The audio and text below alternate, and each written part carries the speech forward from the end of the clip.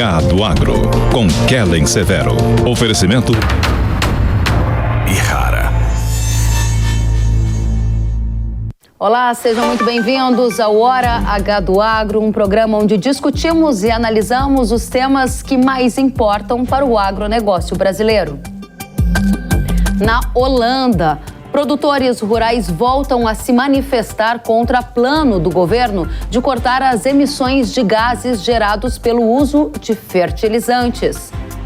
No Canadá, a população vai às ruas e protesta a favor de agricultores holandeses. Eles temem que o país canadense adote a mesma medida que a Holanda e reduza o uso de fertilizantes para cortar emissões de nitrogênio. E mais, deputados europeus visitam a Amazônia e sugerem banir compras da soja do Brasil por risco de desmatamento. Você vai ver também que o Fundo Monetário Internacional elevou a projeção para o PIB do Brasil e reduziu para a economia mundial neste ano. E mais, após acordo da ONU, míssil russo atinge Porto de Odessa e mercado especula quando os portos reabrirão para a exportação de grão da Ucrânia. Tem ainda Xi Jinping advertindo Biden e dizendo que os Estados Unidos não brinquem com fogo sobre Taiwan. As repercussões disso no agro você vai ver também nesta edição que já está no ar. O último fim de semana foi marcado por manifestações. Na Holanda, a população foi às ruas contra o projeto do governo que quer cortar as emissões de óxidos de nitrogênio com a redução do uso de fertilizantes e atividades agropecuárias, com a justificativa de cortar gases que contribuem para o aquecimento global. Desta vez, a população se concentrou em uma praça em Amsterdã, capital do país, e levava faixas dizendo que sem agricultor não há comida. Também no Canadá, a população foi às ruas manifestar apoio aos agricultores holandeses. É isto mesmo. Em Ontário, dezenas de caminhonetes se concentraram em um estacionamento. No local era possível ver diversas bandeiras do Canadá e também da Holanda. Em Toronto, manifestantes fizeram uma passeata em frente à Embaixada da Holanda. Os participantes carregavam placas com mensagens de apoio aos produtores rurais da Holanda. E tem mais ainda, em Vancouver, uma fila de caminhonetes se formou nas ruas em uma carreata também em frente à Embaixada da Holanda na cidade. O primeiro-ministro do Canadá, Justin Trudeau, pretende adotar uma medida parecida com a do governo holandês. Ele quer reduzir as emissões de gases do efeito estufa, com corte no uso de fertilizantes em 30% até 2030. Um estudo realizado pelo setor de adubos indica que o prejuízo ao cortar o uso de fertilizantes entre 2023 e 2030 é estimado em 48 milhões de dólares.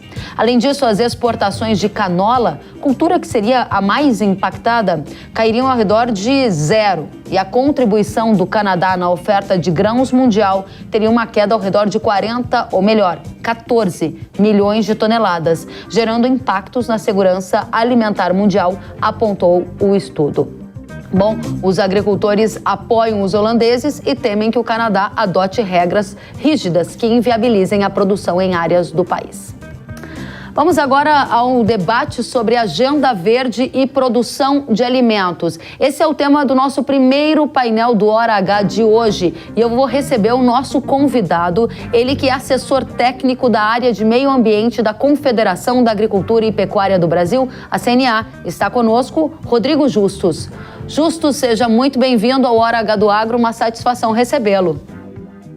Muito obrigado aí pelo convite. Da mesma forma, Justus, primeiro a Holanda, agora o Canadá, como você avalia essas manifestações que estão acontecendo nas regiões em apoio a agricultores? Você acredita que veremos mais países adotando estratégias ambientais que acabam interferindo ou até inviabilizando algumas atividades agropecuárias e a produção de alimentos? Bem, eu penso que frente a toda essa polêmica que está aí criada e já vem de algum tempo, Eu acho que os países outros que tinham esse tipo de ideia vão tomar mais cuidado na hora de propor esse tipo de medida, que, como você mostrou bem aí na matéria, são impactos enormes perante populações, as cidades que dependem do campo, do meio rural, né? No Canadá, agora, querer reduzir 30% a utilização do nitrogênio, né? Tirar nutrição das plantas, né? Lá na Holanda, essa questão toda de tirar terras, inclusive, da produção, não é só reduzir o nitrogênio, a obrigação de 25% de área com orgânico sem que se tenha uma tecnologia para se fazer, isso gerou toda essa revolta. E nós vemos as autoridades que estão envolvidas aí nesse conflito, nos países, que há por parte deles um certo silêncio no momento, que indicam que pode haver um certo recuo nessas posições, até porque não foi feito um estudo de impacto econômico de tudo isso e agora eclode essa questão. E digo mais, essa questão por ordem de cumprir metas climáticas, na minha posição pessoal, que acompanho negociações internacionais de clima, eu digo que essas propostas dos dois países, elas ferem a Convenção do Clima, porque a Convenção do Clima já diz no seu preâmbulo que o objetivo dela em relação ao controle das mudanças climáticas é garantir a produção de alimentos, garantir que não exista fome, de que não subam os preços dos alimentos, que nós temos oferta em abundância. A partir do momento que eu vou banir a produção de alimentos para salvar o clima, sendo que, na verdade, por exemplo, no Canadá, o total de emissões do setor agrícola é 10%. Então, na verdade, eu tirar 30% do adubo, que significa muito na produção, não significa nem 0,5% no resultado final. Então, na verdade, eu espero que esse tipo de medida não se repita por outros países. Eu acredito que até na discussão no Egito, agora em novembro, da Convenção Climática, esse assunto vai entrar. Existe uma rodada de Coronívia, que é o enfoque setorial agropecuário, onde lá se prega que se deve aumentar a produtividade e a produção, buscando reduzir, é claro, a quantidade de adubo e tal. Mas isso se faz com engenharia genética, com desenvolvimento, com treinamento, com capacitação, não se faz cortando a nutrição das plantas. Então, eu acho que isso não vai funcionar da forma como está sendo aí proposto nesses países. Interessante, Justo, porque a gente está vendo essas imagens do Canadá e nesta semana eu entrevistei uma agropecuarista canadense e ela me disse que a grande preocupação é que não há alternativas, simplesmente são medidas que impõem uma mudança que afeta a maneira como a agropecuária funciona e estes profissionais do agro ficam sem alternativas. Ela lamentava essa situação em uma conversa que tive. A minha pergunta para a nossa audiência aqui no Brasil: que tipo de diferenças o Brasil tem em relação à Holanda, em relação ao Canadá, nesse debate todo? A gente está vendo imagens do Canadá, temos também imagens da Holanda, as pessoas estão indo à rua apoiar agricultores, né? Então isso é bastante interessante. Qual a diferença do Brasil em relação a essas regiões nesse debate que estamos aqui trazendo para a nossa audiência? Nós temos, na verdade, Kelly, duas diferenças, né? A primeira diferença é em relação ao nosso sistema de utilização do solo. Essa briga toda que está dando na Europa em cima do nitrogênio, lembrando, ela não começou por conta de questões climáticas. Uma lei de 1991 exigiu a redução da aplicação dos nitrogenados, porque lá no clima temperado, o excesso de nitrogênio aplicado aí 60, 70 anos direto, ele polui o solo, polui a água e com isso gera-se problema até de abastecimento. Então eles têm um segundo problema lá de natureza ambiental e nós aqui no Brasil não temos esse problema, nem o problema do excesso de nitrogênio. Porque veja que aqui nós fazemos a rotação soja e milho, né? A soja tira o nitrogênio do próprio ar, sabemos que o nitrogênio ele é quase 80%, né, da nossa atmosfera na forma de gás, ele é levado para o solo e depois quando se planta o milho absorve esse nitrogênio que a soja colocou lá, que é a tal da fixação biológica do nitrogênio. Então nós não temos esse problema. E lá ainda, além de não haver isso, né, quando se termina a colheita, está um monte de nitrogênio no solo e lá vem um inverno com neve e frio e congela aquilo tudo e o nitrogênio, em vez de evaporar, ele acaba descendo para o subsolo. Então, agora, a segunda diferença entre o Brasil e lá é que os brasileiros, até por culpa do setor que durante décadas não fez o dever de casa de se comunicar direito, acredito que parte dos brasileiros acharia que se deveria desativar a produção de alimentos em prol de uma causa climática, lembrando que a fome e a miséria são os objetivos principais, né, que estão lá dentro da própria Convenção do Clima. O que você quer dizer com isso, me permita verificar se eu entendi bem e também para a compreensão da nossa audiência, é que você não vê riscos do Brasil adotar uma agenda semelhante a essa da Holanda ou até que o governo do Canadá agora discute?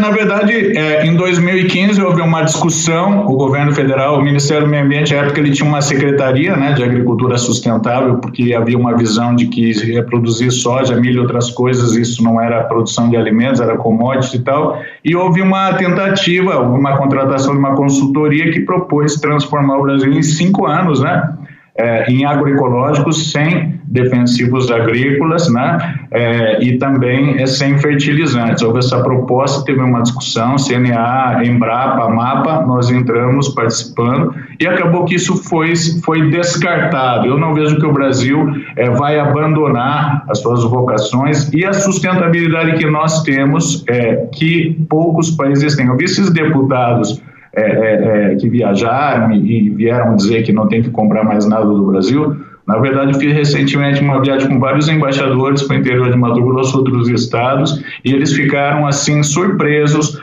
com a qualidade, com respeito ao meio ambiente, que aqui o produtor tem reserva e tal, sabe? Eu acredito que o Brasil não precisa entrar nesse jogo de radicalismo, né? Até porque o produtor brasileiro é o que mais conserva, né, nas suas propriedades, então eu acho que seria um castigo, né, a tentativa de uma imposição de uma agenda semelhante. Interessante. A gente vai entrar nesse debate, só peço para a nossa audiência aguardar um pouquinho. O Justus já está dando uma dica do que vem por aí. Tem um debate importante sobre uma visita de deputados europeus aqui na Amazônia. A gente vai chegar aí, Justus, daqui a pouco. Antes, eu ainda quero trabalhar um pouquinho mais com a nossa audiência e com você, esse tema da agenda verde e produção de alimentos. A minha pergunta para a gente encerrar essa discussão e trazer uma visão de futuro para a nossa audiência, que está vendo manifestação no Canadá, acabou de ver também manifestações na Holanda. A minha pergunta é possível ter uma agenda verde e produção de alimento ou elas vão a todo momento ter algum tipo de antagonismo e a gente vê manifestações? É possível? E qual é o caminho possível e adequado na sua avaliação? Kelly, na verdade, hoje nós já vivemos uma agenda verde, né? Nós temos aqui no Brasil, por exemplo, a questão do plantio direto, da conservação do solo. Os defensivos que têm sido aprovados e lançados, eles são mais seletivos, ou seja, eles são direcionados a controlar uma praga-alvo, visando não prejudicar outros organismos e tal. Hoje, a biotecnologia, ela é a garantidora da agenda verde. O que se vê na agenda europeia é que, primeiro, a Europa não aceita organismo geneticamente modificado. Como que eu vou produzir uma semente que produza mais com menos água, com menos adubo, se geneticamente eu não fizer melhoramentos, tá certo? Então começa aí. Aí é contra determinadas adubações. Aí proíbe defensivos que não há outros para combater aquelas pragas que são conhecidas nas culturas. Se seguir dessa forma, a agenda verde europeia, né, se ela não levar em consideração a ciência e a tecnologia, não vai ser só do romance ecológico que os produtores irão produzir os alimentos suficientes lá para os europeus, né, e o custo das coisas irá aumentar muito. Nós sabemos, o alimento orgânico é um nicho de mercado e ele é mais caro porque custa mais produzir, é mais difícil, precisa mais estrutura. Não é do dia para a noite que eu converto um sistema de produção em outro sem gastar nada, apenas porque eu resolvi parar de usar defensivo e tal. Então, essa agenda, o que falta a ela agora, pelo que se vê, é um ajuste de calendário frente que, quando a tecnologia trouxer soluções, ela vai sendo implementada. Fazer primeiro sem ter os meios para fazer não vai dar certo. Então, eu vejo que a nossa ansiedade por uma agricultura. O agricultor é o primeiro. Para o agricultor, se ele pudesse plantar sem adubo, sem semente, ele teria 80% a mais de receita, né? Sobraria e cairia o preço do alimento um montão para o consumidor, porque daí, se não tem todos esses custos, não tem razão do alimento ter o preço que possui. Então, é o que é necessário hoje para a segurança alimentar. Eu acredito que a Agenda Verde ela tem que evoluir. Eu vi os europeus, alemães, reclamando num vídeo, né? Porque a Europa assumiu que em 2030 10%, né, das propriedades têm que estar conservadas, né? Aqui é de 20 a 80, né, e ninguém foi para as ruas, pelo contrário, né? Isso foi aprovado no Congresso, né, pelos produtores. Tá bem, muito obrigada, Justus. Desculpa, eu perdi um pouquinho da sua fala, pode continuar, por favor? Acho que perdi um pouquinho da fala do Justus, eu vou voltar com você, Justus, então já fica aqui conosco, a gente vai organizar essa questão para colocar na pauta a Europa em detalhes e numa outra perspectiva. Volto já com você. Na pauta comercial, deputados europeus querem uma moratória para a soja, ouro e madeira do Brasil. Após uma visita realizada neste mês na Amazônia, parlamentares de países como a França e a Alemanha acusaram o agronegócio de ser um dos responsáveis pelo desmatamento e violação dos direitos indígenas. O deputado francês Claude Gruffat, por exemplo, disse nas redes sociais, você está vendo a imagem, que as exportações de produtos brasileiros para a União Europeia agravam o desmatamento e a degradação de ecossistemas e que o acordo comercial entre Mercosul e o Bloco Europeu pioraria esta situação na visão dele. Já a deputada Michele Rivasi, vejam só, ela postou uma imagem no Instagram com uma bandeira do Brasil e uma mensagem que dizia que a soja e a carne brasileiras são iguais ao desmatamento, uma desinformação, e o logotipo de um supermercado que, segundo ela, teria falhas na rastreabilidade dos alimentos comercializados. Uma das bandeiras defendidas por ela é a proibição das exportações de produtos tratados com agroquímicos proibidos na União Europeia. Vamos a esse debate, esse painel continua com a presença de Justus, que traz para a gente a sua avaliação. Primeiro aqui o nosso papel enquanto um programa de televisão em rede nacional é explicar o que é verdade e o que é mito. Aqui uma oportunidade para trazer a informação em primeira mão. Há alguma correlação entre desmatamento e produção de soja e carnes do Brasil? Na verdade, toda a produção do mundo, de qualquer produto agropecuário, ela gerou um dia uma supressão de vegetação, mas nós temos uma legislação mais rigorosa do mundo. As empresas que fazem a exportação desses produtos, elas têm uma cadeia de custódia demonstrando toda a originação desse produto até lá na propriedade.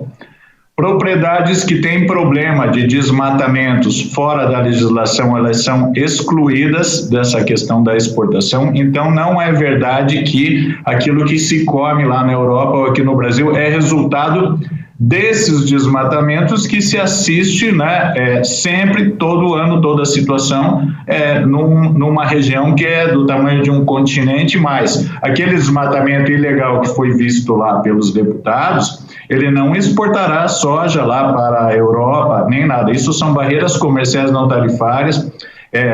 Existe uma pressão enorme dos produtores europeus contra a ratificação do Mercosul. Por quê? Porque já em 2019 já houve uma revolta gigantesca lá na Europa, na França principalmente, dos agricultores franceses contra o CETA, que foi o acordo firmado entre o Canadá e a Europa. Então eles não admitem de nenhuma forma, e essa questão daí de se colocar que, se caso eles comprem nossos produtos, vai acabar a Amazônia, isso não é verdade. Então, quanto a isso, é um mito, né? O Brasil tem um sistema de controle disso aí. Existe sim atividade ilegal, mas a atividade ilegal ela está excluída das grandes redes e do mercado em si, e sofrendo as penalizações.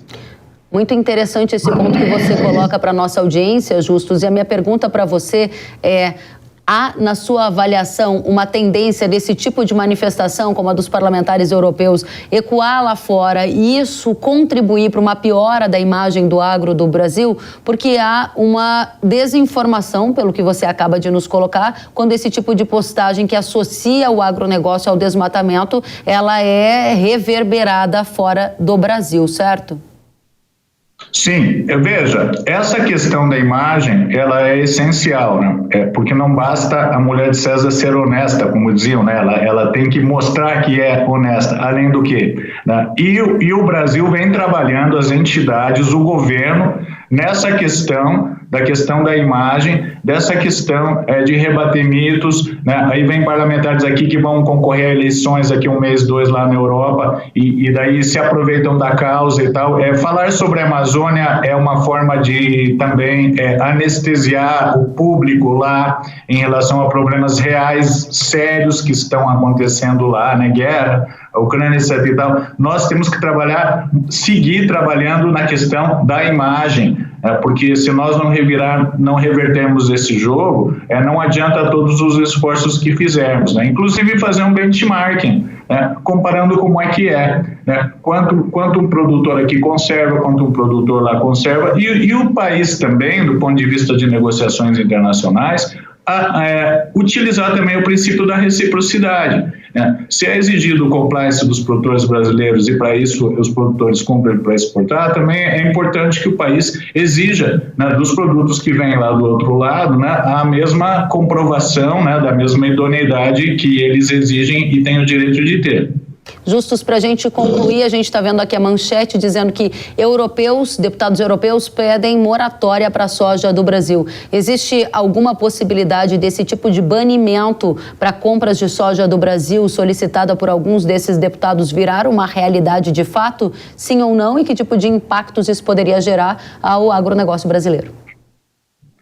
Na verdade, se houvesse, haveria um impacto sim. O Brasil exporta, sim, parte da sua produção para a Europa, né? E o mercado mundial de produção de soja, tudo o que é produzido é consumido. Significa, na prática, que se a Europa não comprasse do Brasil, ela teria que comprar de outros países. De onde é que está esse estoque? Então, na verdade, isso é uma forma de fazer pressões, fazer política ambiental e tal, eleitoreiras, inclusive, né? Mas, do ponto de vista prático, tudo que é vendido lá na Europa está rastreado, né? As empresas, inclusive, parte delas são de lá, existe essa cobrança desse compliance. Então, como eu disse, quem está na ilegalidade está fora do mercado e de nossa posição, enquanto as pessoas não estiverem regulares, elas não devem atrapalhar aqueles que estão aí trabalhando licitamente, certo? Muito obrigada. Muito obrigada, Rodrigo Justus, pela sua presença. Rodrigo Justus, que é assessor técnico da área de meio ambiente da Confederação da Agricultura e Pecuária do Brasil. Volte mais vezes, foi uma satisfação recebê-lo, Justus. Muito obrigado, Keren. Até mais. Até a próxima. E vamos em frente, agora o nosso tema é economia. O Fundo Monetário Internacional elevou nesta semana a estimativa para o Produto Interno Bruto do Brasil.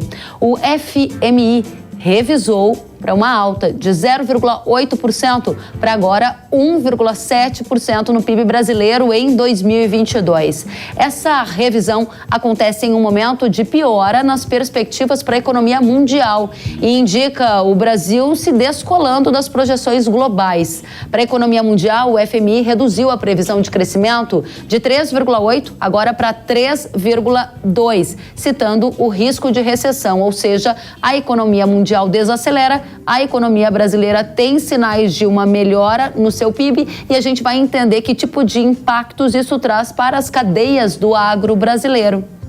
Silvio Campos Neto, sócio e economista da Tendências Consultoria, é o nosso economista convidado da semana. Silvio, seja muito bem-vindo, uma satisfação recebê-lo. Obrigado, Keren, pelo convite. Um prazer falar com vocês hoje. Da mesma maneira. Silvio, diga pra gente, a economia brasileira está mesmo se descolando do cenário global em que a gente vê uma desaceleração da economia mundial e aqui o PIB ficando mais fortalecido? Essa foi a projeção apontada pelo FMI. O que explica esses movimentos? Eu diria que primeiro não há exatamente um descolamento, né? Mas na verdade um ajuste às expectativas econômicas para o ano, tendo em vista um início de ano com projeções muito pessimistas, né? E, na verdade, a economia se mostrou, né, num ritmo bom nesse primeiro semestre e agora as projeções vão se adequando a esse cenário onde não há a confirmação do pessimismo, né, que havia até poucos meses atrás, né? Então, o que temos nesse momento é uma incorporação de um cenário mundial mais desafiador e vários países, né, passando aí por revisões para baixo em relação ao seu crescimento esperado, e aqui no Brasil um movimento inverso, né, ou seja, um ajuste aí dessas expectativas à luz de um desempenho econômico no primeiro semestre bem melhor do que o esperado, né.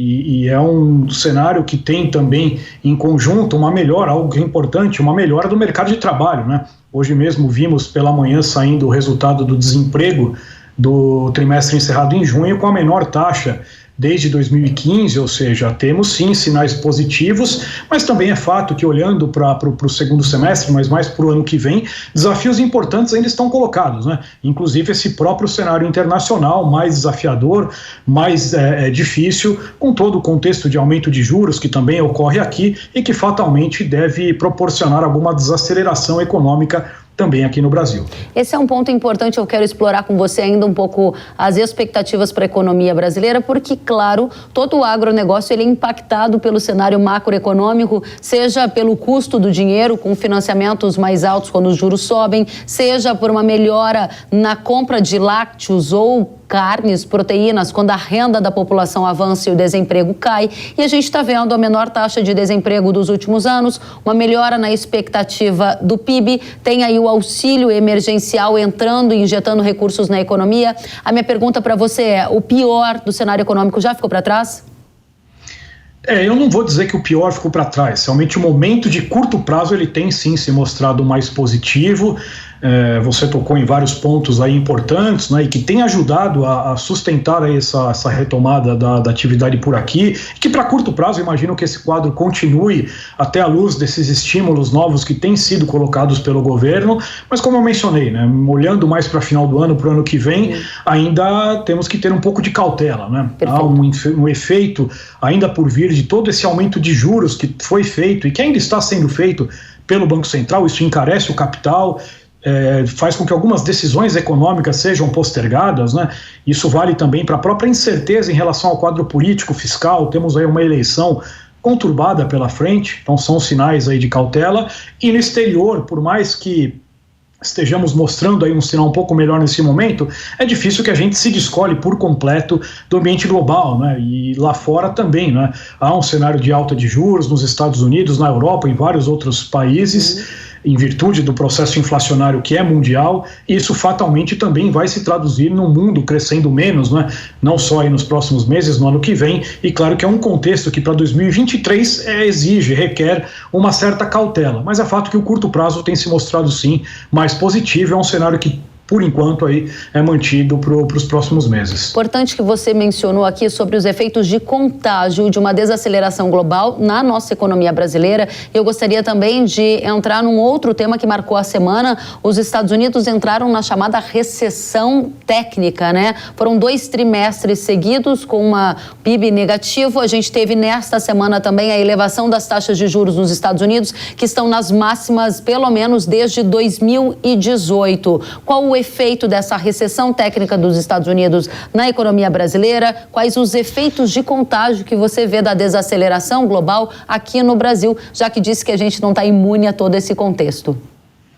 Efetivamente, né? Claro que essa questão da recessão ou não é um tema ainda controverso, né? Existem outras métricas também para que seja avaliada a situação de um país se está ou não em recessão. É fato que houve 2 trimestres aí seguidos de queda, mas quando a gente olha a abertura dos dados, outros indicadores econômicos, também ainda há sinais pujantes da economia americana, né? O consumo das famílias ainda cresce, o desemprego está muito baixo, o mercado de trabalho aquecido, mas também é fato que olhando os próximos meses, com este processo de alta de juros pelo Fed, que é um processo bastante intenso, rápido inclusive, é fato que isso coloca, né, uma perspectiva de que a economia efetivamente entre numa trajetória mais clara de desaceleração.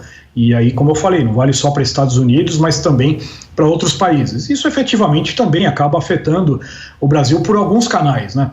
Quer dizer, o primeiro deles é o canal direto via atividade econômica, que são mercados importantes para o país. Então, aqueles setores mais voltados às exportações, acabam sentindo um pouco desse efeito. Talvez um pouco menos o agro, né? Que o agro, claro que a demanda por bens, por alimentos, ela continua muito firme, né? Aí envolve China, enfim, aí tem toda uma outra questão envolvida, mas para itens mais industrializados, é claro que tem um efeito via exportações. E um outro canal também se dá via preços de ativos, né? Por exemplo, o câmbio, né? Então a alta de juros nos Estados Unidos normalmente tem um efeito de valorizar o dólar em termos globais. Isso também acaba acontecendo aqui, né? Vimos até recentemente um dólar subindo bastante, até mesmo por questões nossas aqui, por incertezas domésticas.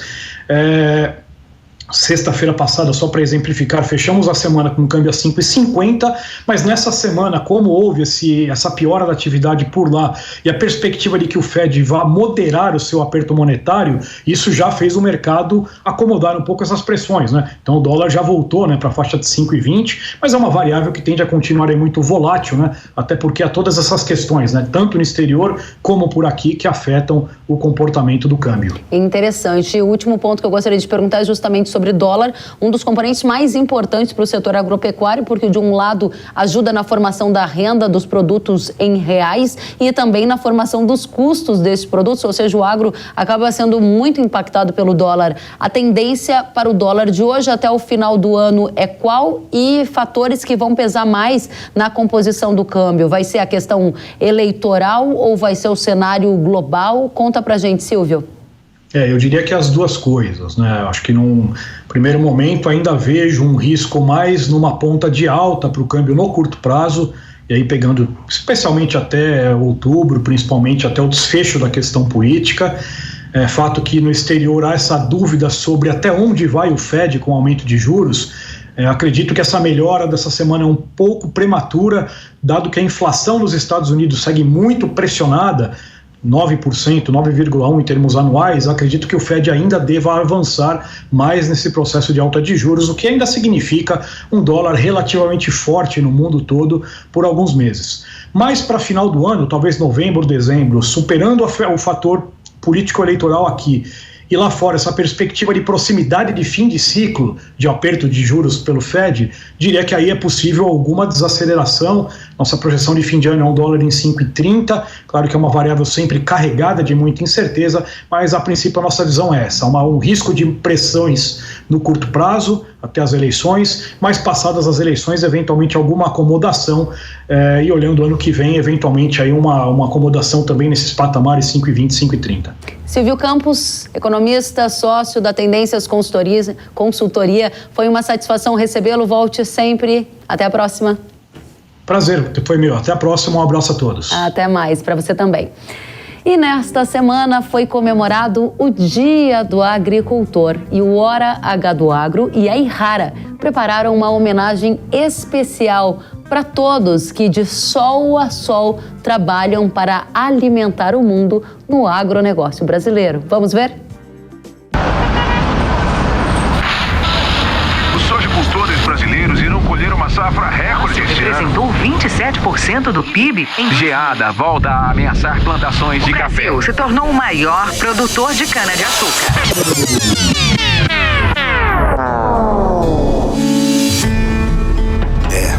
A vida no campo não tem descanso. A agricultura é 24 horas. Não existe sábado, não existe domingo, não existe nada. Trabalhamos duro, de sol a sol, enfrentando os desafios climáticos, de mercado e de produtividade. A gente corre contra o tempo para colher o melhor para você e para o mundo. A gente investe naquilo que a gente faz, é o tempo inteiro, né? A tecnologia no campo hoje não perde para nenhum tipo de setor no Brasil. Nosso desafio diário: produzir com eficiência, qualidade e de forma sustentável. E cada vez a gente está produzindo coisa melhor. Isso é grande orgulho. Somos motivados pela paixão, por nossa profissão, por nosso propósito, por nossa história e pela nossa terra. Essa minha praia é a fazenda. Todos os finais de semana eu gosto de estar na fazenda. O lugar que eu descanso, se me perguntar, é na fazenda. Onde que eu trabalho é na fazenda.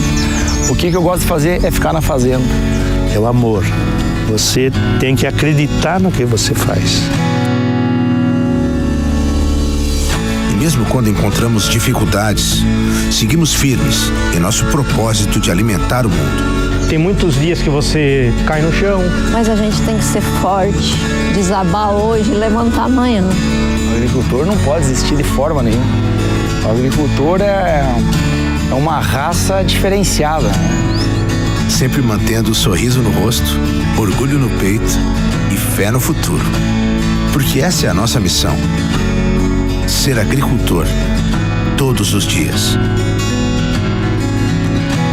Obrigada a vocês, agricultores. Obrigada pela companhia aqui no Hora H do Agro. Nosso abraço especial e um parabéns a vocês nesta data comemorativa. Uma semana após a assinatura do acordo da Organização das Nações Unidas entre Rússia e Ucrânia para retomar as exportações de grãos, há dúvidas no mercado sobre a real capacidade logística para operacionalizar a saída dos cereais do país. Isso porque depois do acordo, o ceticismo cresceu ao ser revelado que um míssil russo atingiu o porto de Odessa, por onde antes da guerra aconteciam as principais exportações da Ucrânia. O ambiente bélico, cheio de minas e barcaças afundadas, faz com que muitas companhias concluam que é perigoso operar no Mar Negro. Mas há esperança de que pelo menos uma parte da produção seja escoada. Isso porque fontes do mercado indicam que os navios que podem sair de lá são os que já estão carregados com grãos há meses. O desafio vai ser voltar e recarregar devido à incerteza daquele ambiente de guerra que cerca esta região. A gente vai tratar desse tema que importa demais, já que a Ucrânia é um dos principais participantes do mercado global de grãos. A retomada das exportações da Ucrânia pode ter impacto na formação do preço no mercado internacional. E esse preço no mercado internacional também afeta aqui o mercado brasileiro. Para tratar deste assunto, eu recebo o diretor da Pátria Agronegócio, Matheus Pereira. Seja muito bem-vindo, Matheus. Satisfação recebê-lo. Prazer todo meu, Kellen. Espero poder contribuir com informações, né, especialmente agora desse embate, né, que a gente tem observado entre a Rússia e a Ucrânia, os efeitos aqui para o Brasil. De fato, tem muita coisa para ser comentada. Com certeza, e a gente conta com as suas análises para entender qual a viabilidade desses embarques de grãos da Ucrânia ocorrerem, como é que está a situação logística. Você acredita que vão entrar alguns milhões de toneladas de grãos no mercado global de cereais nos próximos dias? Olha, Kelly, a gente está vivendo não só esse embate bélico, né, mas também um embate entre o que é falado e o que é observado. De fato, sim, o que vem sendo publicado, né, por todas as partes envolvidas nas negociações, né, do corredor logístico da Ucrânia, que não envolve só a Ucrânia e Rússia, né, tem a Turquia como intermediadora de ambas as partes, a gente vê que, de fato, as conversas, né, parecem amigáveis. Porém, na prática, a gente tem visto uma certa aversão da Rússia em contribuir, né, com o avanço dessas negociações, o avanço da implementação desse corredor logístico. A gente tem não só esses mísseis, né, atingindo importantes regiões, né, de exportação da Ucrânia, mas também o avanço de tropas terrestres, né, que já preenchem, né, quase 40% de toda a área ucraniana que banha o Mar Negro, são tropas russas, né, então quase 40% das regiões da Ucrânia que banha o Mar Negro já é tomada por forças russas, né, e esses avanços ainda estão mais agressivos, mais acentuados. Então, na nossa visão da Pátria Agronegócios, apesar de existir sim esse acordo teórico já implementado, a prática tem sido muito diferente. A gente vê com muita dificuldade em que esse acordo seja de fato viabilizado. Pode existir sim um grande interesse da Ucrânia, que é a mais afetada, não só por perda territorial, mas por perda econômica, falta de exportação, mas pelo outro lado, a Rússia, né, tem achado alternativas, né, de escoamento que não só pelo Mar Negro. Esse é um ponto importante, Matheus, porque tem uma grande expectativa da região da Ucrânia de que esses grãos de fato consigam ser exportados até por questões financeiras para os próprios agricultores para o país. Eu conversei com um analista de mercado que fica na Europa, em que os pais dele estão na Ucrânia, e ele me disse que está confiante de que esse acordo vá viabilizar pelo menos de 1 a 2 milhões de toneladas de grãos embarcados da Europa para o mundo em cerca de 10 dias. Ele disse que a logística está pouco a pouco sendo reconstruída. Eu percebo uma dose de confiança. na sua avaliação, condição para a entrada desses 2 milhões, sim ou não? E eu quero saber o que tipo de efeito isso vai trazer para preço de trigo, de milho, de outros grãos que a nossa audiência aqui quer saber se isso vai impactar preço para baixo, para cima, o que vem por aí na sua visão. Olha, Kelly, que a gente entra assim, num embate ideológico, né? De fato, a gente tem sim a viabilidade de colocar imediatamente 2 ou 3 milhões de toneladas do cereal ucraniano para fora do país, né? Por conta de embarcações que já estavam presentes no Mar Negro. Porém, né, empresas privadas de embarcações estão evitando, né, colocar navios em rota ao Mar Negro, assim como as empresas de seguros marítimos, que estão evitando também garantir, né, o seguro de cargas, seguro de fretes marítimos para essa região. Então, apesar de existir, assim, agora um certo alívio em escoar o que há represado diante de uma logística já presente dentro do Mar Negro, infelizmente, a viabilidade da manutenção desse canal de escoamento vai depender não só, né, da implementação real do corredor, mas também do interesse, né, das empresas privadas de logística e seguros de viabilizar esse escoamento. Nós aqui na Pátria acreditamos que estamos longe, de fato, de ter na prática um canal efetivado e mantido, né, ao longo das próximas semanas, Kellen. Isso quer dizer, então, que na sua avaliação não há espaço para quedas significativas em preço de trigo, de milho, alguns dos cereais, que essa região ali é bastante forte. Essa é a sua visão? Porque a gente viu o trigo caindo 4% na Bolsa de Chicago há alguns dias, com a expectativa de entrada de grãos da Ucrânia. Tem muita gente plantando trigo aqui no Brasil, tem muita gente plantando milho, tem muita gente querendo saber se isso vai impactar preço para baixo. A visão da Pátria é que não vai acontecer isso?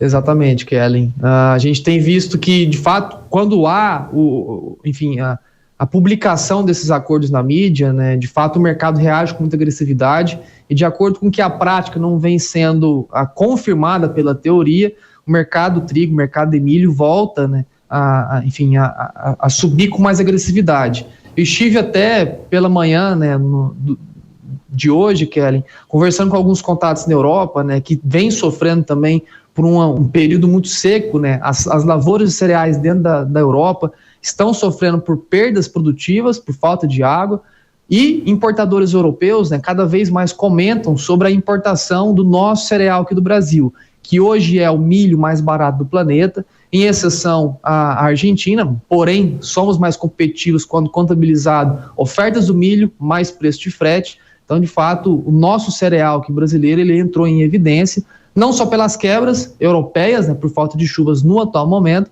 mas também pela incapacidade da Ucrânia e Rússia se tornar e continuar sendo um fornecedor de cereais para todo o continente europeu. Muito bem. Matheus, a gente vai fechar o bloco grãos, mas eu tenho 2 perguntas a te fazer ainda sobre condição do mercado global, exportação de milho do Brasil para a China, porque com a ausência da Ucrânia, a China veio buscar milho do Brasil. Eu vou trazer então uma nota sobre o milho e o que disse o ministro da Agricultura do Brasil nesta semana e volto a falar com você já. Obrigada, Matheus.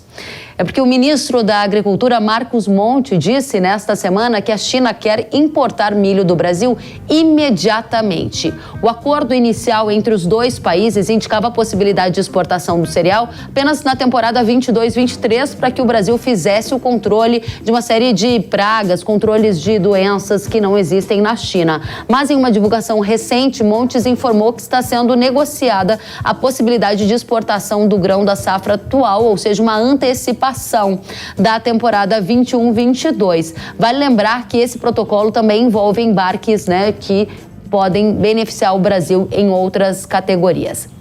Vamos tratar disso então.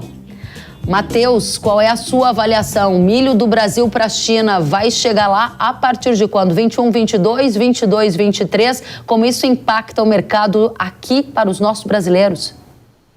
Olha, Kellen, por curiosidade, eu até estive com o Marcos Montes essa semana, né? A gente estava realizando um simpósio juntos, onde ele tratava dessas políticas voltadas ao agronegócio, estava tratando do mercado de soja e milho, e até foi levantado, né, em bastidores que é muito provável que essa demanda, né, ela foi gerada pelo lado chinês, que precisa do nosso grão no atual momento, e aqui, né, o nosso Ministério da Agricultura e Pecuária, ele vê um superávit comercializável dessa safra atual de milho, né, Houve problemas de safra? Sim, houve. A gente tem presenciado agora nesse processo a reta final de colheita do milho brasileiro, Kellen.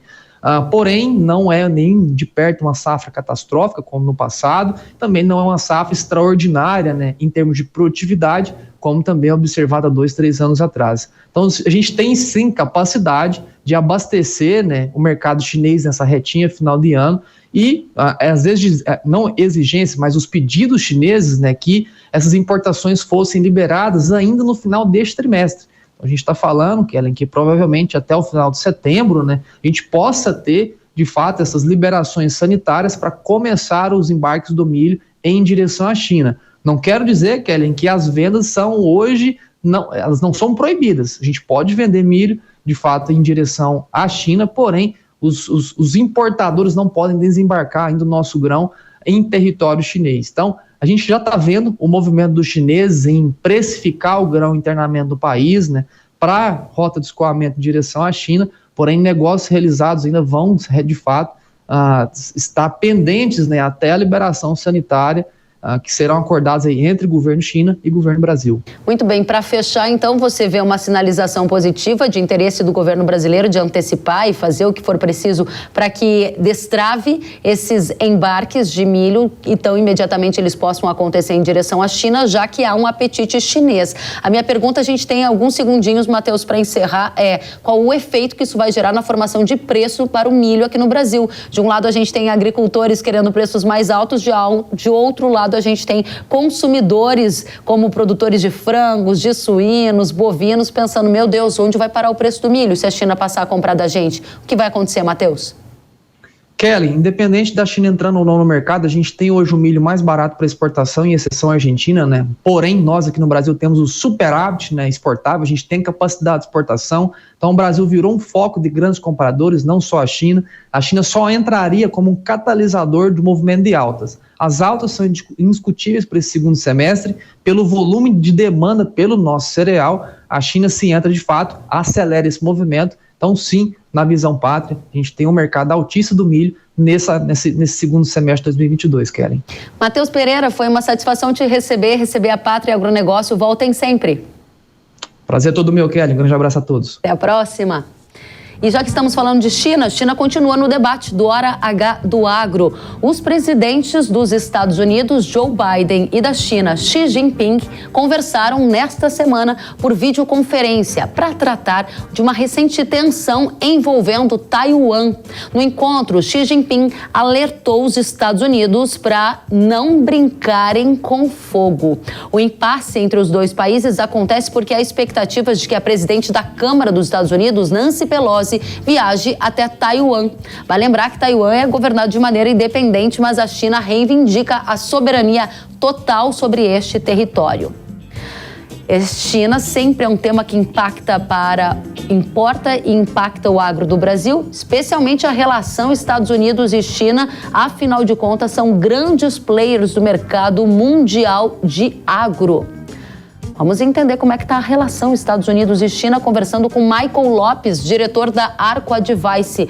Michael, seja muito bem-vindo. Conta pra gente como é que está essa relação depois da declaração de Xi Jinping advertindo Joe Biden para não brincar com fogo. Conta pra gente. Obrigado, Kellen.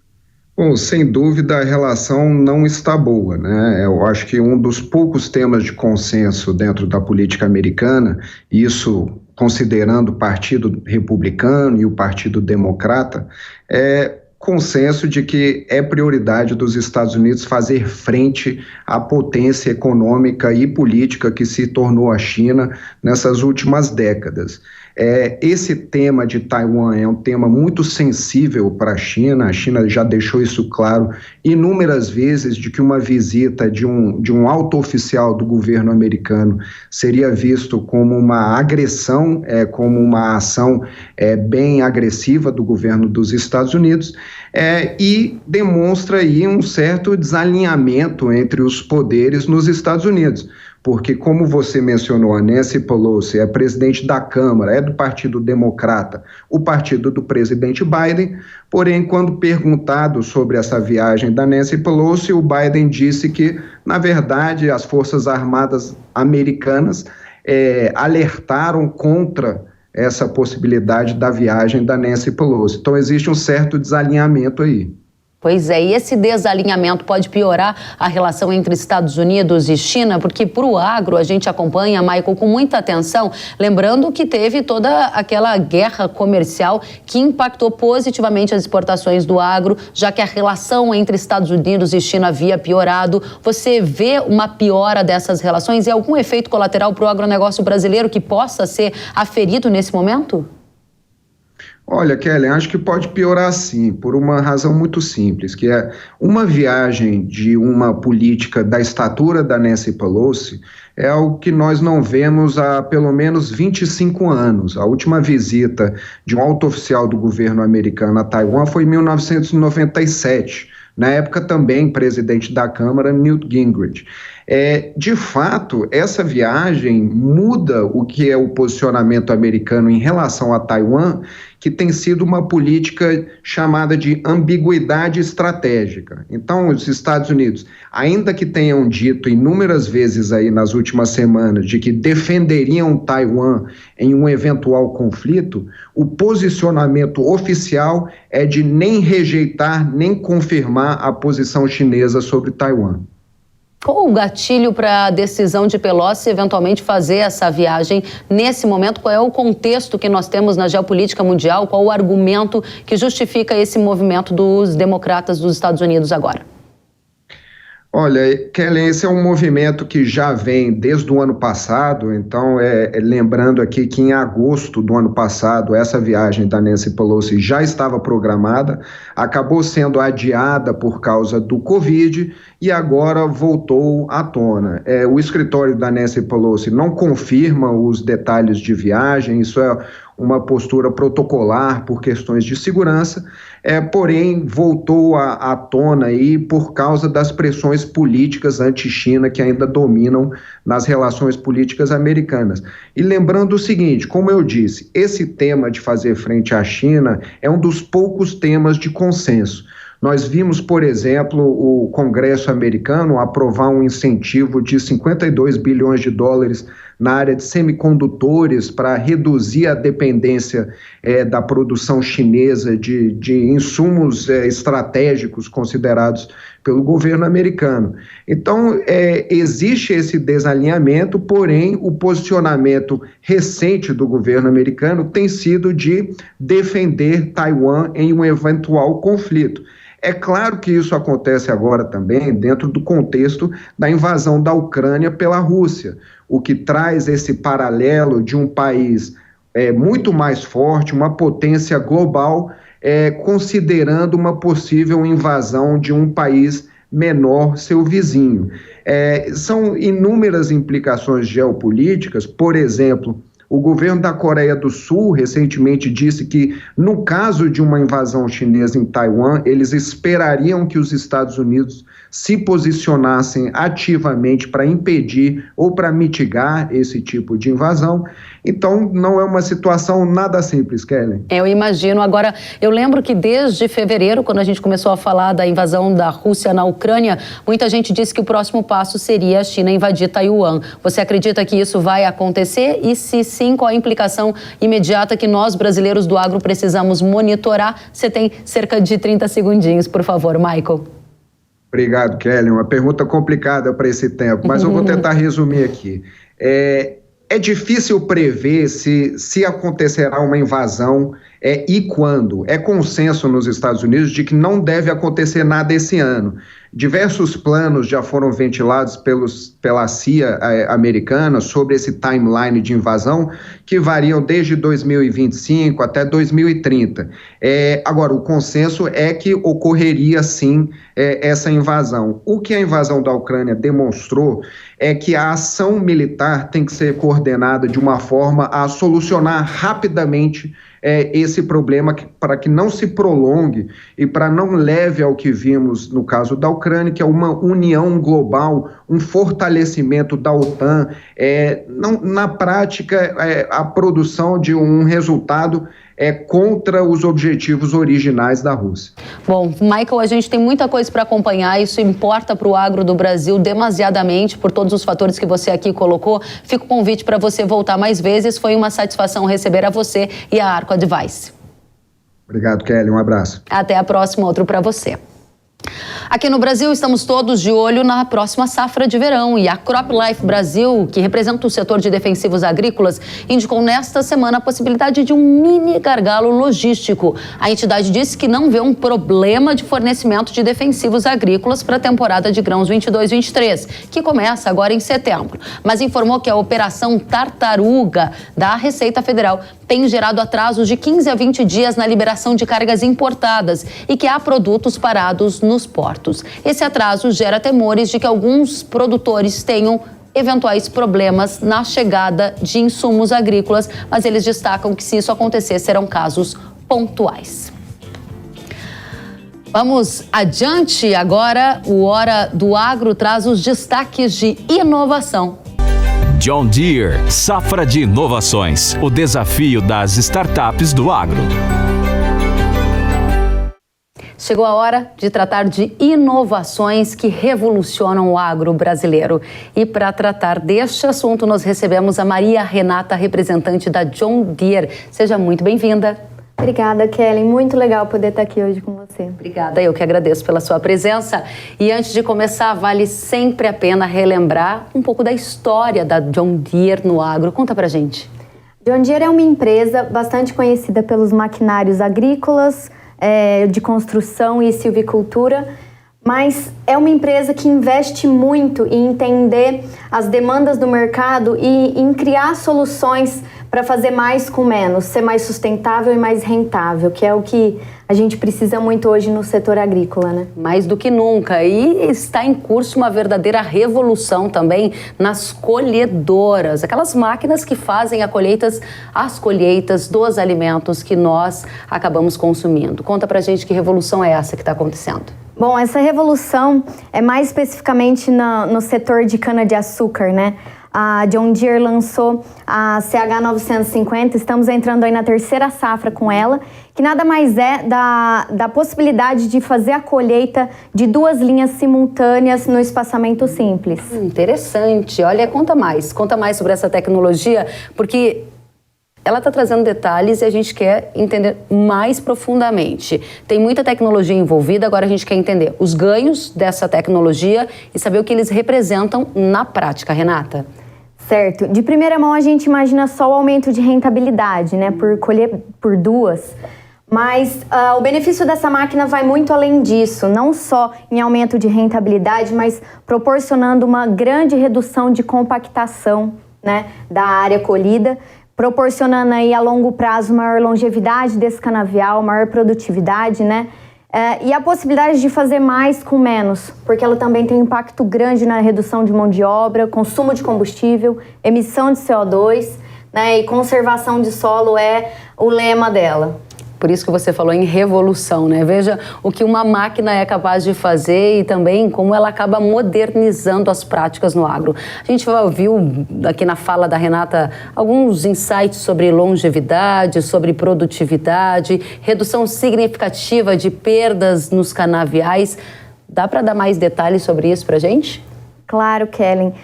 O fato da máquina ter um espaçamento entre rodados que leve 2 linhas, ela consegue preservar um canteiro central, reduzindo a compactação e proporcionando uma produtividade maior, porque é um espaço para as raízes da planta se desenvolver, captar mais água, captar mais nutrientes, né? E não só isso, a máquina foi redimensionada, ela foi reprojetada para colher 2 linhas. Então, ela proporciona aí um sistema de limpeza que reduz as perdas por estilhaço, né? As perdas pelo espaçamento que ela proporciona. Então, tudo isso é um conjunto de benefícios, né? Em rentabilidade e benefícios agronômicos. Que bacana, impressionante. Para saber mais sobre a CH950, basta acessar o site deere.com.br. Lá você tem mais informações sobre esse espetáculo da tecnologia que está favorecendo o agro. Para a gente encerrar, vale lembrar que tem um super reality show acontecendo que traz inovações, tecnologias aí disruptivas para o agro. E a Renata, claro, que deve ter acompanhado tudo no detalhe, né? Sim. O Safra de Inovações é o primeiro reality show do agro, né? Onde visa principalmente dar oportunidade de agregar e acelerar aí a criação de soluções, identificar formas de trazer uma maior rentabilidade, visando sempre aí na sustentabilidade do negócio. Que bacana. Palavras-chave: rentabilidade, sustentabilidade, inovação, revolução. Tudo isso a gente acompanha aqui. Foi um prazer te receber, Renata. Volte mais vezes e com mais inovações e novidades. Obrigada, Kelly. Obrigada a você também. E a gente segue em frente. John Deere, Safra de Inovações. O desafio das startups do agro. Muito bem, e agora eu tenho um recado para você. Você quer uma solução fera para proteger a sua lavoura de soja? Te apresento Fusão, fungicida da Yara que se destaca no controle da ferrugem e é considerado o que mais cresce em performance pelo consórcio de rede de ferrugem. É isso mesmo, pelo segundo ano consecutivo, Fusão ficou na liderança do segmento no consórcio de rede de ferrugem, com resultados ferozes em todos os trabalhos realizados. Fusão oferece ação sistêmica, sendo rapidamente absorvido e translocado pelas plantas, marcando o território na proteção de danos severos à produtividade. Lembrando que a Yara possui um portfólio completo de soluções para soja, tudo para levar máxima proteção para a sua lavoura. Aponte o seu celular para o QR Code na tela ou acesse yara.com.br e conheça o portfólio. Na hora H da proteção da soja, é Yara. Pode confiar. O Hora H do Agro de hoje fica por aqui. Nós nos vemos na próxima semana. Até lá.